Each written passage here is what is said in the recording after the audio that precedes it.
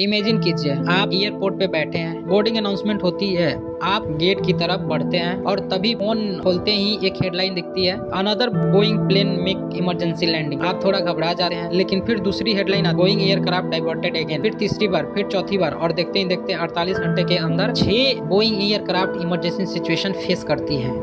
अब नेचुरली किसी भी इंसान के दिमाग में एक ही सवाल आएगा, क्या बोइंग के प्लेन अनसेफ हो गई हैं, या फिर क्या हम सब एक ऐसी इल्यूजन के शिकार हो रहे हैं जो मीडिया और सोशल मीडिया मिलकर क्रिएट कर रही हैं। आज की वीडियो में हम इमोशन नहीं, सिर्फ फैक्ट देखेंगे। सबसे पहले समझते हैं कि 29 और 30 मई के बीच हुआ क्या था। यूनाइटेड एयरलाइंस के बोइंग 737 डाइवर्ट हुआ। जापान एयरलाइंस के बोइंग 767 इमरजेंसी लैंडिंग करता है। डेल्टा एयरलाइंस के बोइंग 767 टेक ऑफ के बाद वापस लौट आता है, और एक यूनाइटेड एयरलाइंस फ्लाइट वेदर की वजह से डाइवर्ट होती है। डेल्टा की एक फ्लाइट में पैसेंजर कॉकपिट तक पहुंचने की कोशिश करता है, और TUI एयरलाइंस का बोइंग 737 मैक्स इमरजेंसी क्वैक करता है। एक ही नाम सब जगह कॉमन था, बोइंग, और किसी वजह से सोशल मीडिया पर पैनिक शुरू हो गया। लोग कहने लगे फिर से बोइंग में प्रॉब्लम आ गई, 737 मैक्स फिर डेंजरस हो गया। लेकिन यहीं पर स्टोरी इंटरेस्टिंग हो जाती है। अगर बोइंग में मैन्युफैक्चरिंग डिफेक्ट होता तो लॉजिकली सारे इंसिडेंट का रूट कॉज सिमिलर होना चाहिए था,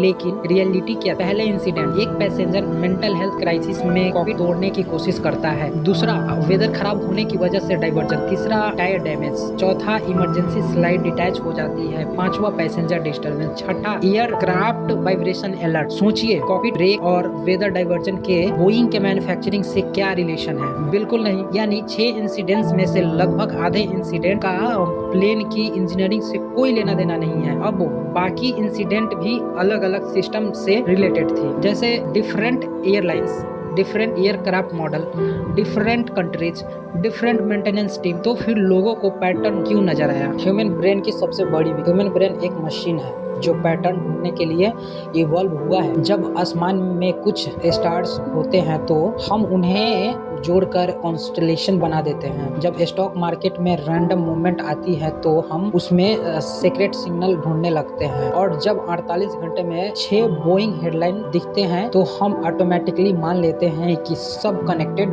हुआ। साइकोलॉजी में इसे कहते हैं एपोफेनिया। एपोफेनिया यानी रैंडम इवेंट में भी मीनिंगफुल पैटर्न देख लेना, और मीडिया इस बहस को और पावरफुल बना देती है। एक शॉकिंग बात आपको बताता हूँ जो आपको मीडिया कभी नहीं बताएगी। दुनिया में हर दिन अप्रोक्सीमेटली 1 लाख से ज्यादा कमर्शियल फ्लाइट ऑपरेट होती है, और हर दिन 150 से 200 किसी न किसी रीजन से डाइवर्ट होती है। Weather, medical emergency, passenger flight, technical warning, सब कुछ मिलाकर लगभग अब बोइंग का ग्लोबल मार्केट शेयर 40 से 45% हो गया है। मतलब मैथमेटिकली हर दिन डोजन बोइंग फ्लाइट डाइवर्ट होगी। ये नॉर्मल एविएशन ऑपरेशन का हिस्सा है। लेकिन मीडिया क्या करती है? अगर पैसेंजर फ्लाइट हुई तो हेडलाइन होती है Boeing 737 post into emergency land, ना कि passenger create quite on flight. क्यों? क्योंकि बोइंग वर्ड ज्यादा क्लिक देती है, और यहीं से पब्लिक परसेप्शन डिस्टॉर्ट हो जाती है। सच तो ये है कि बोइंग का नाम पहले से ही कंट्रोवर्सी में रहा है। 737 मैक्स क्रैश,